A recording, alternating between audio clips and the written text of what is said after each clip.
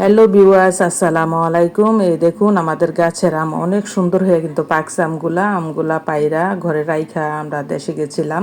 তো যাই হোক, আত্মীয় স্বজনের মাঝে অনেক আম বিলাই করছি, আর যেগুলা ছিল এগুলা বাসায় রেখে গেছে। আমগুলো অনেক বেশি পাইকা গেছে, আবার দেখা গেল কিছু আম নষ্ট হয়ে গেছে। তো এটা ভাবলাম যে অনেকটি আম পাকছে, তো কিছু আম মুড়ি দিয়ে এখন খাবো, তার জন্য সিলাই নিছি। এই যে, আর এত মজা, এত মিষ্টি আমগুলা, বুঝছেন, বলার বাহিরে। আর রূপালি আম তো অনেক মজার আম, সেটা সবাই জানেন কম বেশি যারা খেয়েছেন।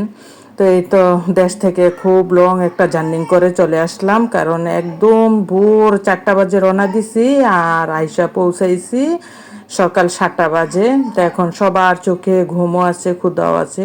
তো যাই হোক, মুড়ি মাখে খাইয়া সবাই লম্বা একটা ঘুম দিয়েছিলাম। তারপরে ঘুম থেকে উঠা, তারপরে দালা রান্না বান্না করছি, গোসল করছি, তারপরে ভয়েস দিয়ে ভিডিওটা ছাড়া হয়েছে। তো কি বলবো, মানে খুব মজা করে মুড়ি মাখা খাইলাম আম দিয়ে। তো আম দিয়ে মুড়ি মাখা খাইতে কিন্তু অনেক কিছু লাগে। তো শুধু মুড়ি দিয়ে আর আম দিয়ে এত মজা, আর আমগুলো এত মিষ্টি, চিনির কাম তো লাগেই না।